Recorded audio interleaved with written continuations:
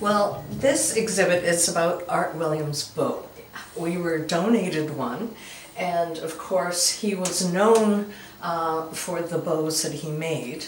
They were beautiful in construction, and of course we then learned a little bit more about other parts of his life, which of course people are very interested in learning about.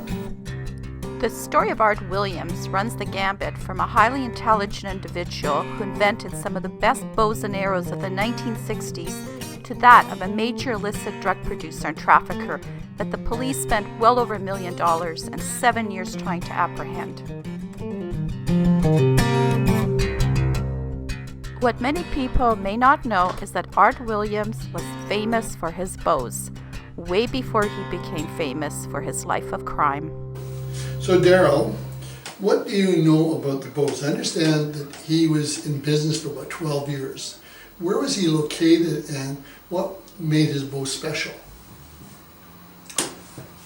The speciality of the bow was not only the design, but rather the fact that he was trying to achieve such excellence that he could outcompete anybody in the industry. His biggest competitor was one in the States, which was bear archery, and he studied every aspect of ancient archery to the point where he understood the technology of it and literally went into the design in such a way that he was going to compete and he was going to triumph over anybody else's records, and he did.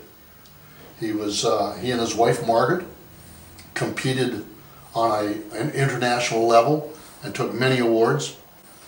Bear archery got quite concerned about that because they were losing a large market share. And as a result of that, the demise of Williams' bow was inevitable. Bear archery decided to garner the rights to the resin that was necessary to put the bows together, and Art just was unable to find another supplier. He was recognized as a professional in Canada and was elected as the president of the Canadian Archery Association, and he stayed there for approximately 6 years.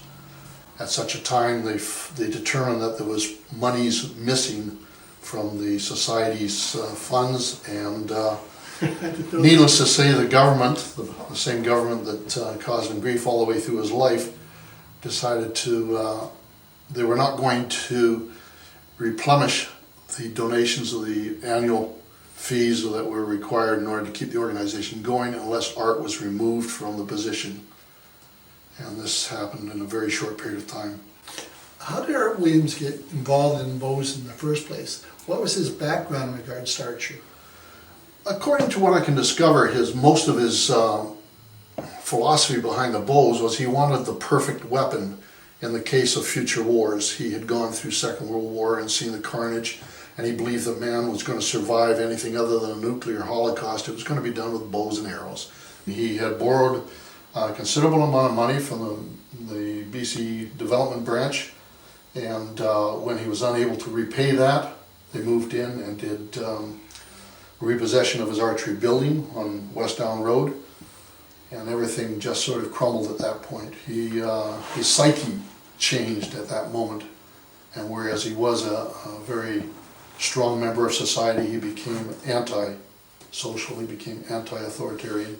1969 was the demise of the business, and I think you're going to find that approximately 6 years prior to that is when it all started. The cat and mouse game that Art and the police carried on for years, along with secret drug labs hidden away in the hills and his reported association with the largest biker gang on the island, made a compelling story, and Daryl Ashby chronicles this tale in his book, 85 Grams. This book is about a man named Art Williams. You call him the drug czar.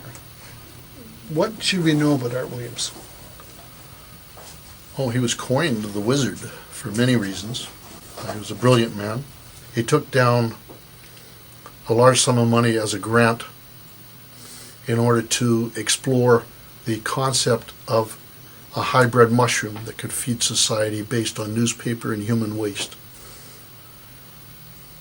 He redirected some of that money unknown to the authorities for the production of a synthetic drug.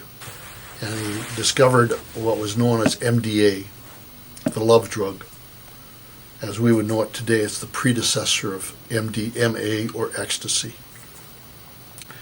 He researched it and started producing this in small quantities until he had gotten the recipe just exactly the way he wanted it. And from there he grew. He started in a small lab out the back of his house. It was just a 12 by 8 shed. He got so big and so involved with other people.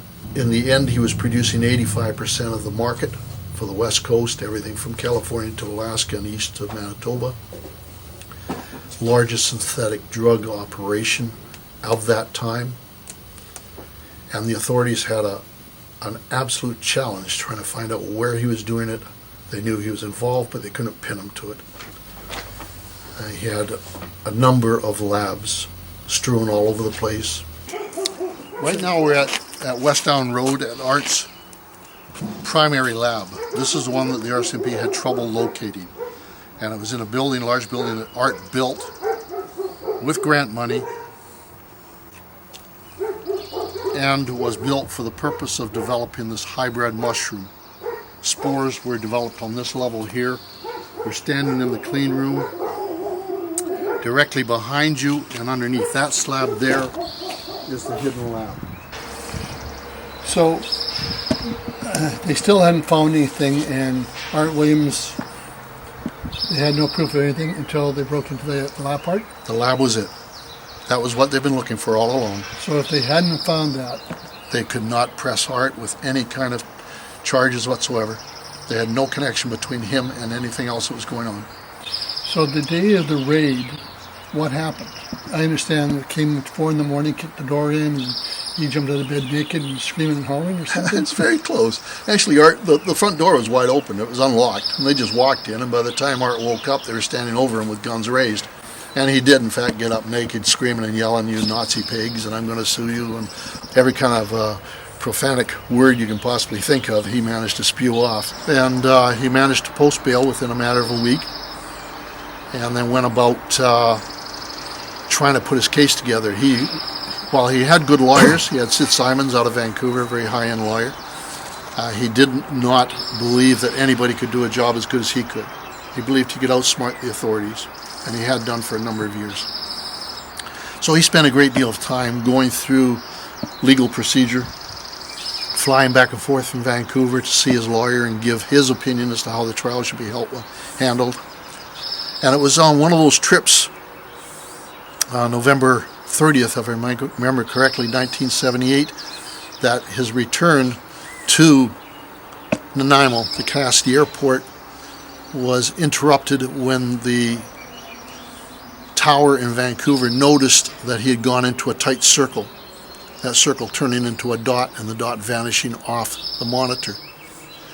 It was determined at that point that he had crashed just off of the Tsawwassen Ferry, or south of Vancouver, a few miles. Nothing much was ever found. There was all kinds of evidence that points towards Art simply flying out of the area. Again, I won't go into the detail, it's in the book. There's no sense in ruining it for you, but there is definitely more evidence to the fact that he is now comfortable living, assuming he's still alive, in some very warm climate. We may never know what happened to Ladysmith's wizard, but one thing is for certain: this legacy of the bows remain and can be viewed at the Ladysmith Museum.